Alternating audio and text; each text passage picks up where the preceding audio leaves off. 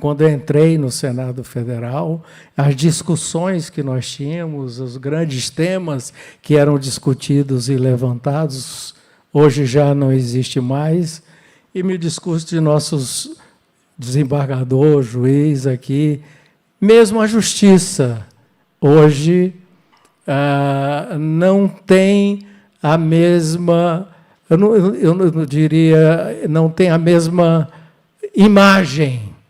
Viu como eu tomo cuidado com a justiça? Não tem a mesma imagem que teve no passado. Nós vemos aí um embate quase que tosco entre Congresso e Supremo, Executivo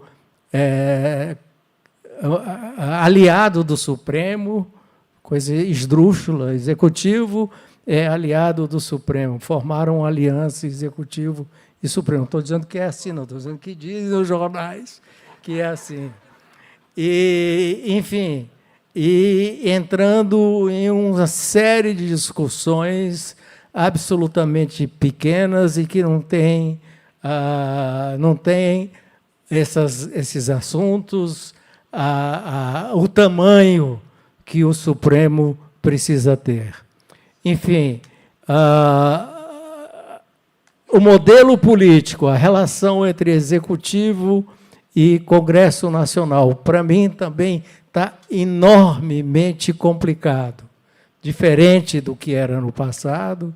Essa coisa que começou ainda no meu tempo, quando eu estava no Senado, por isso eu posso falar à vontade de orçamento secreto, foi um veneno que entrou dentro desta ligação, comunicação, executivo e Congresso, e formou uma situação na Câmara, no Senado, de completa estagnação e ausência da discussão, de uma maneira geral, dos grandes temas do país. O que eu vejo hoje, principalmente, grande maioria dos congressistas, evidente que o Maurinho é uma dessas grandes exceções, existem várias, fora o Maurinho, mas a gente vê hoje as grandes discussões dentro do parlamento ser sobre emendas. Quem tem mais emendas, quem tem menos emenda.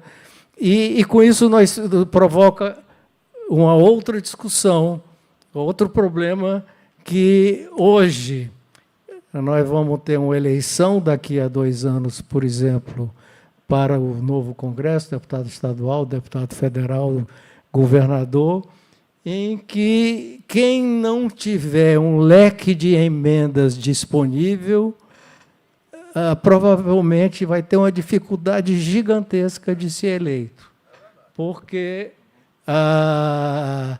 o jogo já está jogado com esse tipo de argumento, entre aspas.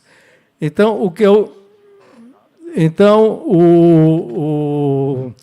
nós vamos precisar mudar isso em algum momento, vamos precisar. Eu sei que existem discussões lá dentro mesmo, é difícil fazer agora, mas se a gente quiser sair dessa armadilha que está aí, porque provoca também um congelamento das lideranças e impede o aparecimento de novas lideranças.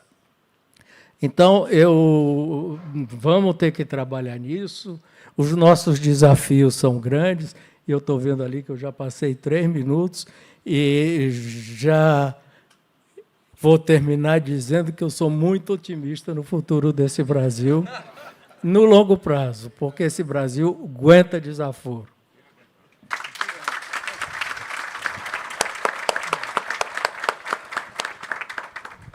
Belíssimas palavras, senador. Aqui é todo mundo aqui grudado aqui, né, e escuta essa triste... Não posso falar isso, não. Somente otimista. E agora, nosso grande Ciro Gomes, nosso amigo, nosso líder, uma pessoa que que é idolatrada por todos nós, é um querido também. Passar aqui a palavra para o amigo. Ciro, se me permitir 2 minutos, eu me sinto idolatrado por muita gente. Está acontecendo aqui no Ceará a reunião do CNI, que congrega os presidentes das federações das indústrias do Brasil todo. E está acontecendo, inclusive, aqui nesse hotel, termina hoje. E teve um evento social, sábado, na fazenda do Beto Estuda, de Fazenda Chega Doce, onde eu tive a oportunidade de conversar com os grandes empresários do Brasil, presidentes de todas as federações das indústrias do Brasil todo, e o assunto era Ciro Gomes, que era a pessoa que teria condição de quebrar todo esse negócio, que teria coragem e conhecimento para quebrar tudo isso que está acontecendo. Então, eu fico feliz e não entendo porque é que esse povão não vota no Ciro. Muito ódio, muita paixão. Bom, eu quero muito feliz mesmo, muito alegre e com um traço de emoção bastante intenso pela presença, pela exuberância, pelo brilho e pelo carisma do Tasso Gereissati, a quem eu devo a minha projeção na vida pública, agradecer a você, meu caro amigo Adriano Nogueira, e a toda a equipe do Grupo de Comunicações Otimista, do Complexo de Comunicações Otimista. O homem está ficando importante e tal. É um Chateaubriand, né? Mas, falando muito sério, o Adriano é um audacioso. No bom sentido, no bom sentido. É um Roberto Marinho, digamos assim, né?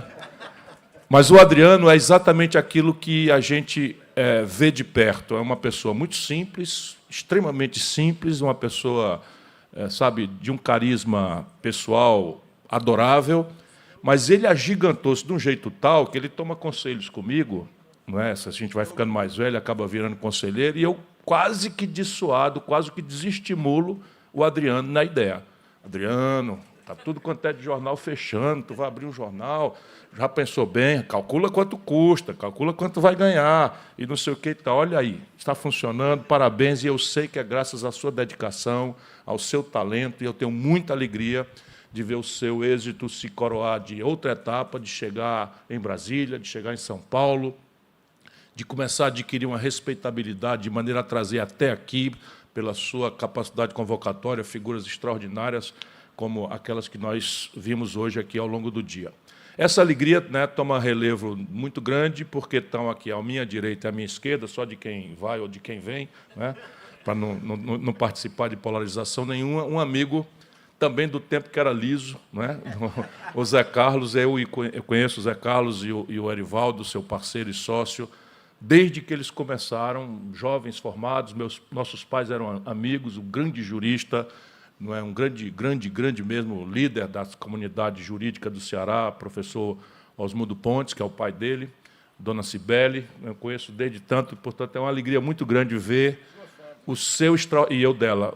Ela é uma poetisa, uma escritora, enfim. E o Zé Carlos é, hoje, um empresário de extraordinário êxito. Ele com o Arivaldo levaram... essa empresa, hoje, não é mais do Ceará. É uma empresa brasileira. Daqui a pouco ele vai estar olhando para o estrangeiro, porque é o passo natural. Mas, só para vocês terem uma ideia, 60% do faturamento do Grupo Marquise já é em São Paulo, uma praça que ele entrou só pelo talento, pela capacidade, pela correção, pela entrega daquilo que contrata, pela decência, compliance, que é o que se fala hoje em dia. Eu tenho muita alegria de partilhar qualquer mesa com você, tanto mais neste casebre, que é o Hotel Gran Marquise, também obra, né? Também obra do Zé Carlos. Eu estou justificando a minha alegria, o meu tempo está se esvaindo, mas se eu não puder falar mais, eu quero falar só isso, então, né? Mauro Benevides Filho, PhD em Vanderbilt, nos Estados Unidos, né? E no Brasil, infelizmente, a política faz a apologia da ignorância, como se ignorância pudesse resolver qualquer problema. E, entre nós, a ignorância virou uma espécie de elemento simbólico de identidade com o povo. As nossas lideranças importantes do Brasil fazem a questão de se mostrar ignorantes, de fazer apologia da ignorância e discriminar quem sabe ler, como se isso fosse um elemento de fidelidade imagética com o nosso povo sofrido e angustiado. Eu não, eu faço uma aposta na inteligência das pessoas e tive o privilégio de recrutar o Mauro recém-saído das lides estudantis, do PhD brilhante que ele tirou nos Estados Unidos, e já muito garoto me ajudou a revolucionar a cidade de Fortaleza como secretário de Finanças. Daí para frente é uma amizade, já vamos há 40 anos, ele muito mais novo, né, e eu já aqui assistindo uma briga entre quem fica branco e quem vai embora primeiro na minha cabeleira. E deixe que eu diga, porque isso introduz a minha reflexão de hoje. Quando Tasso Gereissati, aos 36 anos de idade, já um jovem extraordinariamente exitoso na economia, porque o Tasso é de berço, não é, qualificado, grande cearense brasileiro, Carlos Gereissati, senador, pai dele, deu a ele essa vocação, a mãe, não é, sempre muito sóbria, mas muito severa na educação, na qualificação dos irmãos todos. E o Tasso, muito garoto, resolveu ser autônomo, não resolveu fazer o seu próprio negócio e começou praticamente com as unhas. Ele disse que era o jumbo, ele trouxe aqui um elefante, mesmo de verdade, um elefante com o Gutinho Benevides, que era, e eu já admiro desde então. Ele passa a me conhecer na ocasião que deu, mas eu já o conhecia. Na sequência em que o Tasso volta para o Ceará, também altamente qualificado na Fundação Getúlio Vargas, altamente preparado, já empresário de talento, o Tasso fez o Iguatemi também, ainda muito moço, mas o Tasso, inquieto com a situação geral do Estado do Ceará, antagoniza praticamente tudo que se pode chamar de elite do nosso Estado naquela data. E começa a trazer para cá luz. Atendendo aos convites do jovem empresário Tasso Gereissati, no Centro Industrial do Ceará, estava lá o Laurinho Fiuza, estava lá a Cir Machado, estava, na época, o Sérgio Machado, que ele liderava, e trazia para Beni Veras, o grande mentor político dessa iniciativa. Eu estou lembrando disso porque é importante para o que eu quero falar hoje, e não é só uma homenagem que eu faço com muita gratidão e orgulho a esse grande, o maior dos cearenses, eu penso, não é, da nossa modernidade. Dá para rivalizar com o padre Cícero Romão Batista, não é? Logo mais, quando o tempo aplacar as paixões e ódios que são naturais de quem mexe nas estruturas. Pois bem, o Tasso trazia para cá Maria da Conceição Tavares, uma economista, vamos dizer, dissidente, Celso Furtado, e eu ia lá assistir essas coisas todas e dizia como é que pode um Estado que era absolutamente asfixiado, tudo controlado, aqui ninguém podia falar nada contra o poder, este jovem talentoso, empresário que, por aparência ou preconceito, são sempre dados a conveniências, né, a bajulação do poder, até porque tem empregos para proteger, tem situações peculiares, enfim. E aí nos conhecemos. Pois bem, o Tasso vira governador do Ceará. Deixa eu dizer para vocês uma coisa, que é para poder achar otimismo ao tempo futuro, naquele que será o meu depoimento nesse cabo de reflexão que eu quero fazer. Toda a receita do Estado do Ceará, toda ela, todinha, só dava para pagar 75% de uma folha mensal do Estado do Ceará. Os funcionários estavam atrasados 3 meses e o governo do Estado tinha inventado aqui uma espécie de papagaio. Eu não quero falar o nome, porque, né, mas enfim, a turma logo botou o nome de coisa em que o comércio recebia com deságio de 30%, 40% salário de magistrado, salário de professor, salário de médico, salário de policial. Era isto a situação. Todo o Estado loteado. Eu me lembro, para não passar muito mais da conta, uma caricatura. Nós tínhamos aqui uma empresa de desenvolvimento agropecuário, chamada Codagro, que tinha tratores. Todos os tratores da Codagro tinham sido distribuídos para os políticos, que mantinham na sua sala. O Tasso assume o Estado do Ceará nessa circunstância. E o Estado do Ceará, geográfica e fisiograficamente, é um Estado muito caprichoso. Se nós botássemos num computador gelado a condição climática do Ceará, 85% semiárido, sujeito a 3 por cada 5 anos de seca.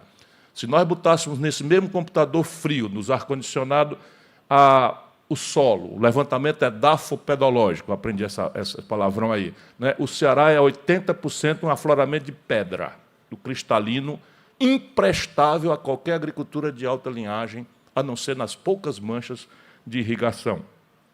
O Ceará, se colocarmos aí, tem a maior densidade demográfica do semiárido do planeta Terra. Toda a região de semiárido do planeta acaba sendo desertificada, acaba sendo despovoada pela hostilidade que o meio do semiárido impõe a essas populações. Nós somos a região do semiárido do mundo mais densamente povoada do planeta. É neste cenário fisiográfico, nesse ambiente político, que uma iniciativa política visionária, audaciosa, que foi lá fazer o que tinha que ser feito, sem guardar conveniências com o status quo, com os poderosos do dia, arrostando as ameaças, que o Ceará passa a frequentar não mais as páginas policiais, as páginas da degradação humana, as páginas da fome, as páginas da miséria, da mortalidade infantil maior do país, e passa a frequentar os compêndios e os seminários, os ambientes, como exemplo. Nós dois fomos buscar, no plenário das Nações Unidas, o prêmio Maurice Paté, por termos, iniciativa dele, conseguido o maior feito em matéria de combate à mortalidade infantil do mundo. Este Estado fez isso e não durou uma eternidade, não foi um futuro tão distante. Quando eu recebi o Estado do Ceará, eu comecei a trabalhar no dia seguinte com dinheiro sobrando e projetos no estoque para executar. Isso demorou 4 anos. Dito isto, vou arrematar aqui a minha reflexão sobre o Brasil. O Brasil não é para amadores. E o Brasil não será entendido através de manuais escritos em Chicago, desenhados em Cambridge, agora na Inglaterra. O Brasil não será compreendido com ideologias que nos vendem como se fosse ciência boa, sendo ideologia de 5ª categoria e vencida. Eu explico por quê. Nós somos um país, para o bem e para o mal, completamente único no mundo. Talvez o único país que pareça com o Brasil no planeta Terra são os Estados Unidos. Pela extensão geográfica, pela diversidade, né, da biodiversidade, pela diversidade mineral, pelo sincretismo religioso que nós estamos perdendo. Lá eles têm uma coisa terrível, que é a discriminação racial, que levou, inclusive, a premissa da Guerra Civil, quando Lincoln faz a abolição da escravidão. O Brasil é o que mais parece com os Estados Unidos, quer dizer, os Estados Unidos é o que mais parece com o Brasil, sendo que eu vejo vantagens estratégicas, no caso brasileiro, que nós estamos, inclusive, cuidando de desmontar. Mas vamos lá. O Brasil, o Mauro Filho já destacou aqui uma sequência, o Brasil, entre 1930, para não ir muito longe, e 1979, cresceu como nenhum outro país do mundo capitalista cresceu. Olha o que é que eu estou dizendo de novo. Na história do capitalismo mundial, a China ainda precisa de uns 15 anos a crescimento médio, não menor do que 8% ao ano, e ela já está claudicando, para tomar do Brasil o recorde de, em meio século, crescer até 15% num único ano. Num único ano. O que é que eu digo isso?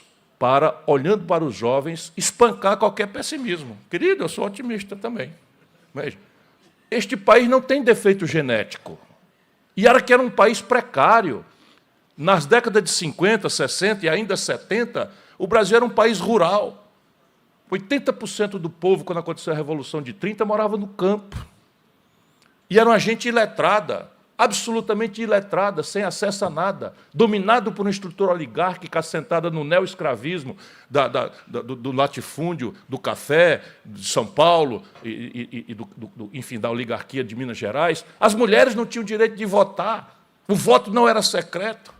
E este país cresce até 15% ao ano. De repente, e a gente precisa entender o que aconteceu para não botar defeito genético na nossa sociedade.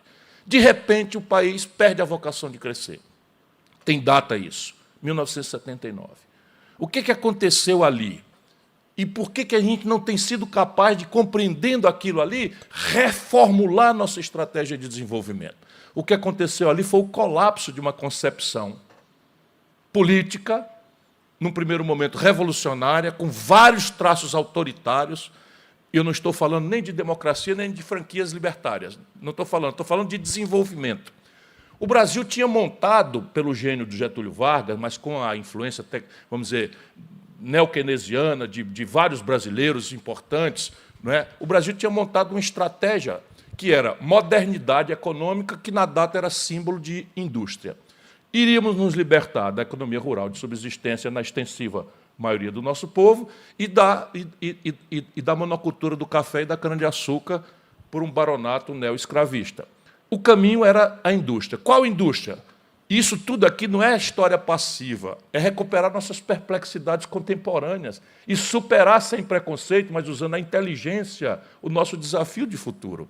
Qual era a ideia? A ideia era fazer uma indústria substituindo o que a gente importava do estrangeiro. Ora, aquilo já tinha revelado um mercado. Tudo que o Brasil compra do estrangeiro com grande volume é a pista por onde eu posso fazer nascer uma indústria nacional brasileira, substituindo o dólar pela minha moeda local e gerando aqui o progresso e a modernidade econômica, que era a promessa simbólica dos revolucionários de 30. Qual o capital que vai pagar isso? Começa nosso problema. O Brasil, lá como hoje, tem uma baixíssima formação bruta de capital. Nós somos um país de precaríssima poupança. E nós, então, desenvolvemos lá e continuamos agora, por argumentos outros, no mesmo equívoco, que era a ideia de que, se a gente bancasse o bom moço internacional, se a gente cumprisse o manual de exigências dos financistas globais, nós íamos ser salvos da nossa incapacidade de construir nossa própria poupança pelo dinheiro dos outros. Ora, parênteses, nunca houve na história da humanidade nenhuma nação sequer que tenha se desenvolvido com base no capital dos outros. Nenhuma só. Hoje, os americanos se sustentam com base na poupança alheia. Mas isto apenas confirma o argumento. Por quê? Porque eles têm uma tipia intransplantável, que é pintar papel de verde, e isso ser considerado globalmente reserva de valor e termo de trocas internacionais, o dólar. Salvo isto, ninguém mais se desenvolve com base na poupança dos outros. Então, a primeira grande questão do velho modelo é que nós resolvemos a falta de um empresariado privado e de poupança nacional relevante, nós resolvemos tentar o atalho do endividamento.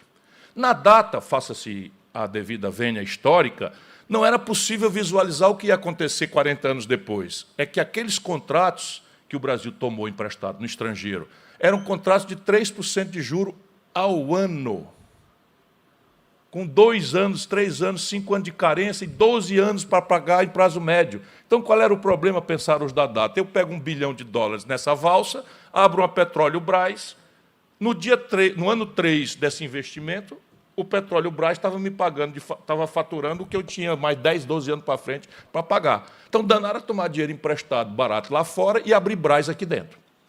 E a conexão e as infraestruturas conexas a esse esforço industrial. Primeiro, não havia capitalistas privados. Os poucos que havia eram comprometidos com a velha ordem da monocultura, com o café, com a cana-de-açúcar. Nós fomos a uma guerra civil. É mentira que o Brasil é um país pacífico. Muita gente morreu. A bandeira dos insurretos de São Paulo está aqui no Museu Histórico do Ceará. Quando eu fui eleito aqui, eles me pediram para devolver essa bandeira. Eu consultei os velhinhos do nosso Instituto Histórico e Geográfico, nem a pau Juvenal. Ainda tem gente viva aí que passou mal bocado na guerra de 32. Enfim, só para vocês terem uma ideia como isto é vivíssimo ainda hoje, porque aconteceu ontem. Acelerando a história, o modelo, então, resolveu botar o Estado para ser ele mesmo o empresário que não tínhamos. Não foi uma concepção ideológica socialista, marxista-leninista, de excluir a propriedade privada dos fatores de produção como elemento fundador de uma revolução. Não. Foi pragmatismo na veia. Ou o Estado ele mesmo seria o empresário, Petróleo Brás, ou via manipulação de câmbio, renúncias fiscais, créditos não retornados e tal, nós íamos fundar uma burguesia nacional que tocaria em parceria com esse Estado nacional o Brasil moderno, industrial que nós queríamos. Pois bem, a substituição de importações era o mapa e não faríamos nascer jamais uma indústria se ela nascesse já submissa à competição internacional. Compreendamos isso, pelo amor de Deus, para entender o que está acontecendo hoje no Brasil. Montamos uma redoma protecionista que, na data, fazia todo sentido. Funcionou. O Brasil saiu do zero e virou a 15ª economia industrial do planeta. Tivemos democracia com Juscelino Kubitschek, democracia com Getúlio num período, ditadura com Getúlio no outro período, ditadura militar, O Polo de Camaçari é o velho Geisel replicando este modelo nacional desenvolvimentista. Virgílio Távora, quando no Ceará imaginou uma siderúrgica, uma refinaria, que nós fomos atrás de resolver e tal, fez isso também obediente ao mesmo modelo de indústria de base, que detonaria uma indústria modernizante, verticalizada, etc., etc. Pois bem, o modelo, ao funcionar, produziu duas contemporaneidades trágicas para nós. A primeira é que nós, ao empatarmos capitais públicos no desenvolvimento da infraestrutura e da indústria que pretendíamos, nós produzimos a mais brutal concentração de renda do planeta Terra. Nós não investimos em saneamento, em educação, em saúde, porque era primeiro, morreu agora o Delfim, frase é dele, fazer o bolo crescer para depois dividir. Então, 1% dos brasileiros hoje tem 50% do PIB nacional. Ninguém no planeta vive essa perversão. Querem ver a caricatura disso? 5 pessoas, 5, 1, 2, 3, 4, 5, eu conheço todos 5 pessoalmente. Os 5 brasileiros mais ricos são possuidores do equivalente ao que possuem os 100 milhões de brasileiros mais pobres e de pequena classe média. Isto aqui é uma perversão que mostra que o modelo teve esse defeito absolutamente congênito, mas o outro grave defeito foi a preguiça tecnológica, porque substituir importação significava copiar-colar. A primeira indústria automobilística brasileira nada mais é do que uma linha de montagem de segunda mão da Volkswagen alemã. Juscelino vai lá, pega uma linha de montagem de segunda mão, traz para o Brasil, o Fusca saía igual a que ia sair de Munique, só que inventou-se aí um negócio chamado produtividade. O novo Fusca alemão saía 4, 5 Fusca por dia, com o mesmo custo fixo, e a linha de montagem velha produzia um Fusca com o mesmo custo fixo. Mas estava protegida a economia brasileira da competição internacional. Chegamos à modernidade pensando que o céu era perto. Não era. E, finalmente, o modelo colapsou. Quando? Quando os americanos, por favor, prestemos atenção nisso, quando os norte-americanos, unilateralmente, subiram aquela taxa de juros histórica de décadas de 3% ao ano para 29% ao ano no ano 79. E todos os países que dependiam de fluxos internacionais de capital arrebentaram, quebraram e morreram. E o Brasil era o mais dependente de todos. Quebrou, que apartou as bandas.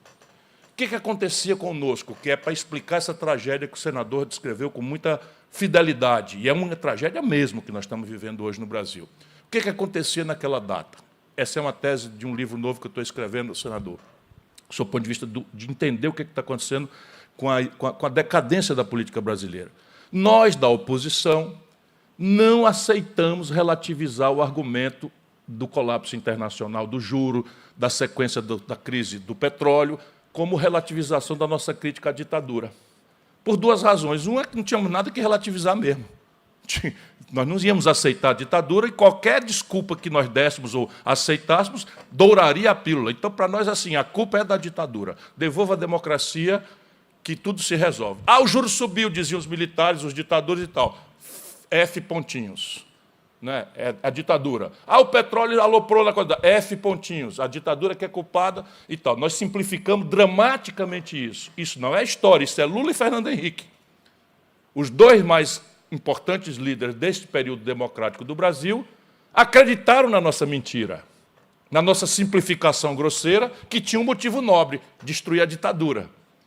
Mas nós ainda tínhamos outra tarefa. Como é que a gente ia construir um consenso que reunisse Teotônio Vilela, um usineiro de Alagoas, golpista de 64, com João Amazonas, secretário-geral do PCdoB, companheiro do Tasso na direção do colegiado que fizemos o impeachment do Collor, que foi para a guerrilha do Araguaia. Você veja, nós juntamos Teotônio Vilela, um usineiro, um católico reacionário do interior de São Paulo, como Ulisses Guimarães, um ultra-reacionário democrata cristão extraordinário brasileiro, como Franco Montoro, um homem como o Miguel Arraes, um homem como o Leonel Brizola, todos juntos. Nós tivemos que transformar o consenso na superficialidade, mais superficial que a superficialidade permite na superfície. Não, o Teotônio Vilela tem outras razões e passam, inclusive, pela história local de Fortaleza. É que o Teotônio Vilela foi apaixonado pela Maria Luísa Fontinelli. E quem salvou de uma confusão grande no Estoril foi o pai daquele ali, doutor Mauro Benevides. Mas isso fica para outra ocasião, eu quero só arrematar, que eu já estou passando da conta aqui do meu prazer de estar aqui. Então, repare, Para nós fazermos esse consenso, nós tínhamos que aviltar a agenda ao mais superficial possível. E conseguimos.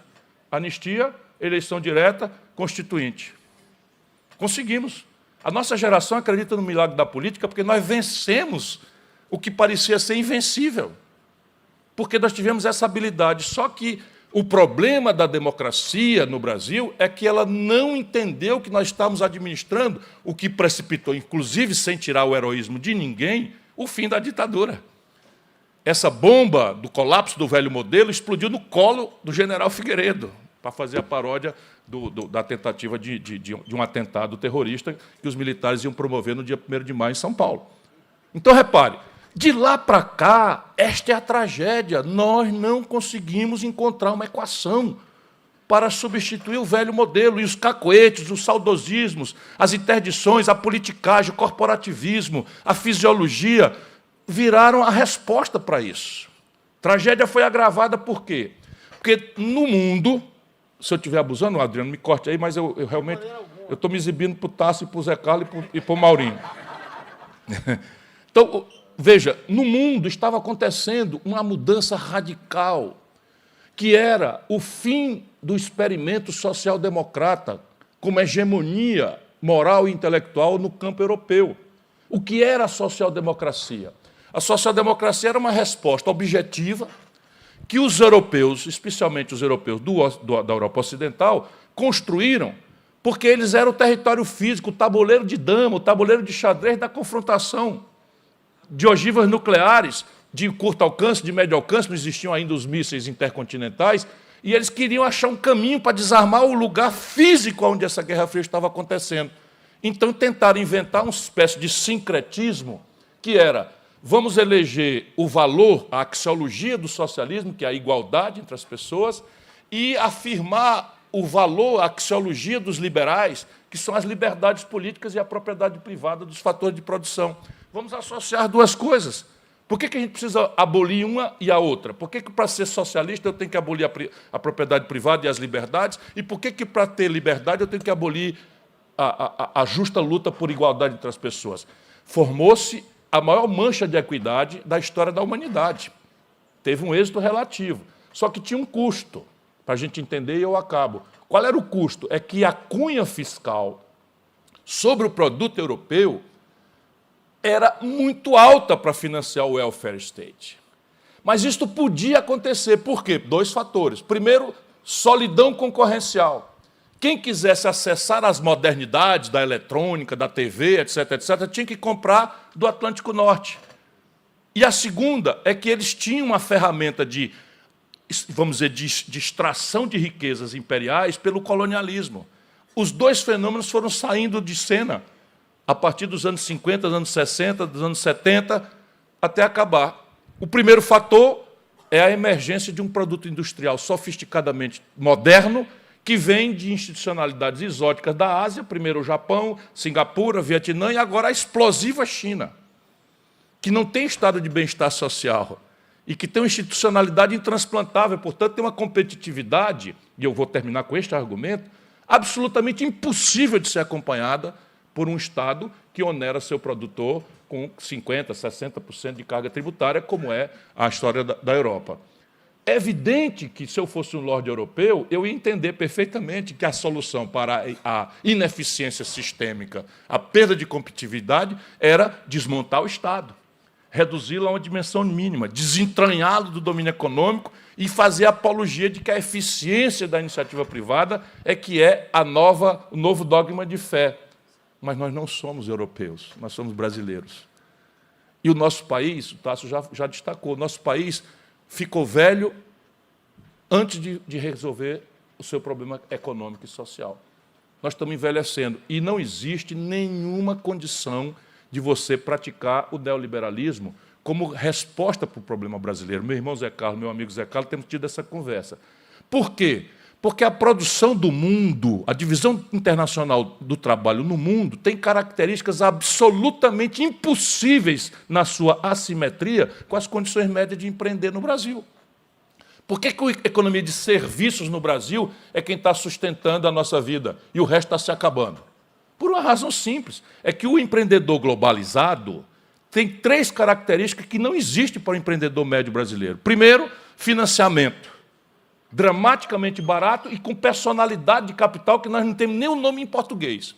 Venture Capital, Seed Money, Angel Money, é como eles chamam. Um monte de ferramenta financeira que o Brasil não tem. Por quê? Porque aqui nós seguimos, consequência do colapso do velho modelo e da apropriação do poder político pelo rentismo, nós temos aqui a maior taxa de juros do mundo, consistentemente. Qual é o problema da maior taxa de juros do mundo, consistentemente? O Maurinho já falou. É que se a taxa de juros paga pelos papéis é maior do que o lucro médio das empresas, as empresas quebram. Ou ninguém empreende. Só empreende tarados, vocacionados para empreender e tal. O filho, a filha, já está no mundo financeiro. E aqui não é censura, não. É assim que é. Como é que eu digo? Espera aí um pouquinho. Eu tenho dinheiro. Eu boto na renda fixa com 140% da CDI ou eu boto no empreendimento de risco? Posso contar aqui? O Zé Carlos fez um aterro sanitário em Manaus, melhor e mais moderno do que o daqui, que é um dos mais modernos do mundo, e simplesmente exigiram lá uma coisa que ele não podia fazer pela seriedade com que ele se comporta, o aterro sanitário está parado lá. E o Ministério Público concordando que Manaus continue jogando lixo no lixão e não sei o que e tal, por picaretagem. Então, repare, isto é o setor de serviço, o setor industrial não fica não fica pela assimetria competitiva da personalidade do custo de capital. Segunda assimetria, escala. Ou o Brasil acorda para isso, ou simplesmente a sulanca de Caruaru, essa agenda, aspas, neoliberal, já está toda praticada. Lá não tem imposto, lá não tem previdência, lá está a jornada de trabalho de 18 horas, lá a mulher trabalha grávida, a criança trabalha de madrugada, e a calça de jeans da China chega mais barato na sulanca de Caruaru do que custa produzir lá. Por quê? Porque a calça de jeans da China está em 1 bilhão de unidades. O custo relativo vai para a fração de centavo, a lucratividade por unidade de produto vai para a fração de centavo, e o preço final é mais barato do que custa produzir. Isto é uma realidade que a Europa está acordando, os Estados Unidos estão acordando, e nós estamos no caminho inverso, porque não tem liderança o país. A nossa liderança, como eu disse, faz apologia da ignorância. A liderança brasileira não reflete. E não é só a liderança política, não. A liderança empresarial está dizendo amém. O Brasil tinha 30% do seu PIB, quando os anos 80 começaram, 30% era indústria de transformação, hoje é 11%. E todos os presidentes da Fiesp e da CNI de lá, até agora, o Alban, estou com esperança que mude, e com o nosso Josué na Fiesp, bateram palma. Bajularam os governantes que produziram esse desastre, que é a maior desindustrialização da história do planeta Terra. E a terceira assimetria é o nível de maturidade tecnológica. Meu irmão, não existe tecnologia sem governo. Claro que o esforço de extensão da tecnologia para o setor privado é um elemento do êxito dos Estados Unidos. Mas isso aqui, foi inventado com dinheiro público do orçamento de defesa dos Estados Unidos. A internet, que está transmitindo aqui o nosso otimismo, foi inventada com dinheiro público por pretexto de defesa dos Estados Unidos. O que eles são muito extraordinariamente capazes? Fazem o domínio, fazem a pesquisa, que é extremamente onerosa, e estendem para a iniciativa privada. E nisso eles são extraordinários. A China está fazendo a mesma coisa. Mas não existe como você desenvolver tecnologia sem uma parceria e liderança dos Estados nacionais. O investimento em ciência e tecnologia no Brasil é ridiculamente criminoso. E aqui eu vou terminar. Então, repare, qual é a nossa tarefa? A nossa tarefa é construir um novo modelo. Quais são as premissas desse novo modelo? Vamos ler um pouco e vamos olhar a experiência internacional comparada, despido de preconceito e interdição ideológica. Chicago não sabe o que é comprar nas lojas Bahia, nas Casas Bahia. Chicago não sabe o que é isso. Isso é uma coisa prática. Por quê? Porque nos manuais de Chicago, se eu aumentar a taxa de juros, eu contraio a demanda agregada e contraio a inflação. Ora, no Brasil, a população, há tantos anos explorada, compra o forno de micro-ondas e topa pagar 2 em juro, porque o fluxo da prestação é que cabe no bolso ou não. Então, não adianta estabelecer taxa de juro para dissuadir demanda agregada no Brasil. Isso só faz explodir a equação fiscal. E não tem equação fiscal possível de ser alcançada. O Maurinho falou de 884 bilhões, é dos 12 meses para trás. Nós vamos já atingir R$ 1 trilhão de juro por ano. Isto faz a dívida pública crescer brasileira em 10% do PIB no único ano. Botem isso exponencialmente. Em 3, 4, 5 anos, nós vamos encontrar o fundo do poço, e não é um alçapão. Nós vamos dar com a cara na parede. Vem por aí toda a obra que nós fizemos do real, não sei o que e tal, está tudo indo por ameaça e coisa. Então, esse projeto tem que replicar. Quais são as grandes premissas do desenvolvimento? Primeiro, alto nível de poupança nacional. Ao contrário do mito ideológico, o nível de poupança de uma nação não é consequência fatalista do acaso, nem das forças de gravidade. É consequência de arranjos institucionais que a política faz ou deixa de fazer. Faz bem feito ou faz mal feito. No caso brasileiro, o Maurinho disse aqui, nós estamos tributando de forma absolutamente regressiva o consumo, porque é mais fácil, pega o nosso povo desorganizado, desinformado, não sabe nem que paga 40% de imposto numa ligação pré-paga de celular, hein? E esquece a renda e patrimônio. Então, o Brasil vai ter que resolver o problema. A equação do financiamento da Previdência, o Tasso já chamou a atenção. Quando esse regime de repartição foi montado, nós tínhamos 8 trabalhadores ocupados para financiar um aposentado que não chegava a 65 anos. Hoje, nós temos 1,4 trabalhadores ocupados formalmente para financiar um aposentado com expectativa de 73 anos. Sabe quantos países do mundo insistem no regime de repartição? Eu estudei 63, junto com o Maurinho aí. 3. Brasil, Venezuela e Argentina. Olha a companhia que nós estamos. Percebe? Aí inventa que fizeram a reforma da Previdência, quando, na verdade, quebraram um contrato intergeracional e estão produzindo evasão. Porque o povo não acredita mais na Previdência Pública, e hoje metade dos trabalhadores brasileiros, num regime cujo financiamento central vem da carteira formal de trabalho, metade da força de trabalho do Brasil estão fora da formalidade, ou pelo desemprego, ou pelo desalento, ou 40% de pessoas que estão trabalhando absolutamente informais. Tem 70 milhões de brasileiros que vão chegar daqui 20 anos na velhice e não vão ter nada como cobertura. Isto é o que está se produzindo nesse país. Então, construção de poupança é transformar o modelo previdenciário brasileiro num regime de capitalização. Tem como fazer, tem caminhos para fazer, a transição que seria delicada está toda estudada, então, ninguém quer prestar atenção.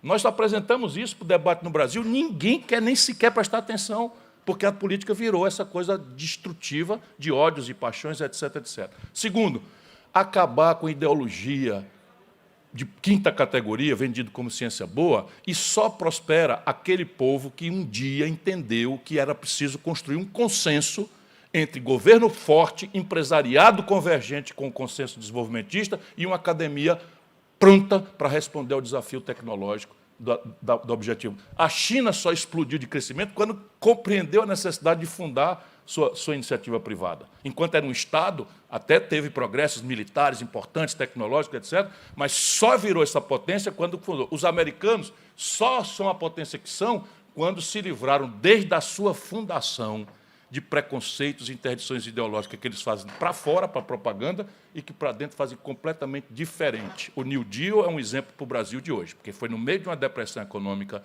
monstruosa, pior do que a nossa aqui, que eles, com Roosevelt, construíram uma modelagem que o Estado faz o que é necessário fazer. Tá bom, vamos lá, as ferrovias e tal. Aquilo foi tudo dinheiro público. Tudo dinheiro público. O que não... Tudo dinheiro público na veia. Contratação do Estado Nacional norte-americano, embora por regimes híbridos, concessão, tudo 100%. Tennessee Valley Authority, Dunfer, sim, o Rockefeller eram os empreendedores globais que os americanos empoderaram. Mas lá no Hamilton dos pais fundadores, os americanos fizeram 2 coisas que o Brasil não fez ainda. Eu termino agora mesmo, porque realmente já estou abusando. 2 coisas. Reforço a uma reforma agrária massiva e assentar na agricultura de base familiar, de alta densidade tecnológica e assistência técnica provida pelo Estado Nacional Americano e vedação de sistemas financeiros nacionais. Isso lá o Hamilton. Hoje, os americanos têm 5 mil bancos, depois de 1.000 erros que cometeram de desregulação, 5 mil bancos competindo. No Brasil, tem 5 bancos monopolizando 85% de todas as transações financeiras. Quer resolver o problema? Aí tem terra, tem energia, mas nós temos que hierarquizar a nossa agenda e olhá-la com inteligência. Primeiro, uma agenda do século XIX não resolvida. O exemplo eu já dei, reforma agrária. Ou nós fazemos a terra ser não um fator de reserva de valor, mas um elemento institucional de produção, de atividade, de produtividade, E isso não quer mais dizer aquela velha reforma agrária de pegar um pedacinho de terra do semiárido e jogar uma família lá dentro sem nada. Quer dizer, outros modos de associação, para ganho de acesso a mercado, tecnologia, em uma série de outras coisas e tal, que eu realmente estou passando de qualquer limite aqui, não abusar da paciência de vocês. A segunda é uma agenda do século XX. Não existe economia do conhecimento sem uma base industrial sólida. E, olha, que sorte o Brasil tem, para não dizer que não posso... O Brasil, só de compra governamental, está gastando 20 bilhões de dólares por ano, só o governo federal importando apetrecho da saúde.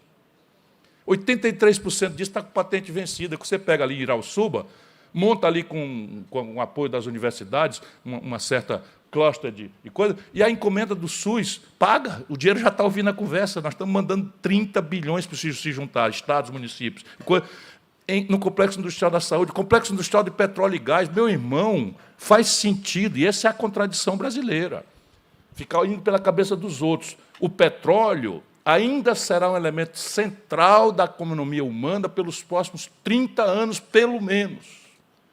Nós temos que fazer a agenda do século XXI de descarbonização, de não sei o que e tal, de hidrogênio verde, mas com olho no século XX, pela obra não realizada. O Brasil hoje está importando do estrangeiro 27% do óleo diesel que queima nos ônibus de Fortaleza, enquanto nós não temos uma refinaria. Tem sentido um país virar um exportador bruto de petróleo in natura e, no dia seguinte, comprar em dólar óleo diesel, que é um semi-elaborado? Não faz nenhum sentido na minha cabeça. O complexo industrial agrícola brasileiro, vocês não têm ideia, a agricultura mais potente do planeta importa do estrangeiro 50% dos seus insumos. Já não falo de implementos agrícolas, de agricultura de precisão, tudo importado. Eu estou falando de insumo básico, como fertilizantes e defensivos agrícolas, tudo importado, inclusive princípios ativos banidos dos Estados Unidos e da Europa, autorizados aqui pelo governo Bolsonaro e pelo governo Lula, a mesma coisa, para fazer a ferra das multinacionais. Aí papocam a guerra da Rússia com a Ucrânia, sobe 150% o preço do fertilizante e vai lá no preço do tomate e o Banco Central ataca com taxa de juros. Percebe? Nós não estamos pedindo para morrer como nação. Encerro, agradecendo a todos e a cada um, pedindo perdão, porque me apaixonei mesmo pelo auditório, e exaltando a sua iniciativa de nos reunir aqui todos. Tássio, é um privilégio estar com você. Gente, você tem o privilégio de ter esses dois gigantes aqui da política, aqui é uma maravilha. Agora eu vou chamar logo o Valdones. Valdones, vem para cá, enquanto eu acabo aqui a fala, os agradecimentos. Mauro Filho, muitíssimo obrigado, viu? Zé Carlos, muitíssimo obrigado pelo seu tempo, pelas palavras, entendeu? Senador Tasso, muito obrigado. E Ciro nem se fala, né? E, gente, a gente vai chegando aqui, vai chegar agora o show do Valdones, né?